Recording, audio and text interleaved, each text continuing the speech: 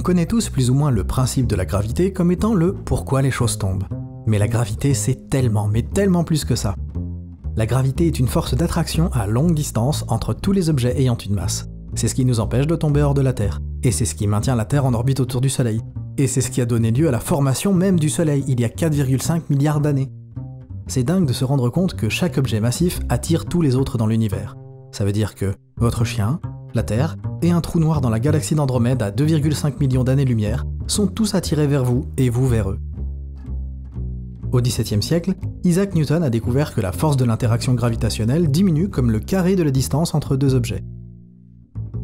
Donc, si vous êtes 2 fois plus loin, la gravité sera 4 fois plus faible. Il a aussi découvert que la force de la gravité est proportionnelle à la masse des objets en question. Plus un objet est massif, plus la force de la gravité est importante. C'est pourquoi on sent tous la Terre qui nous attire, mais qu'on ne ressent pas vraiment l'attraction de la Lune, qui est plus petite et beaucoup plus loin. Néanmoins, la gravité de la Lune est suffisamment forte pour causer les marées. Maintenant, quand je disais que la gravité est la force d'attraction entre des objets ayant une masse, c'était un pieux mensonge. En fait, ce sont des objets avec une énergie. Parce qu'en plus des objets massifs, la gravité attire aussi la lumière et d'autres particules sans masse, mais qui portent une certaine énergie.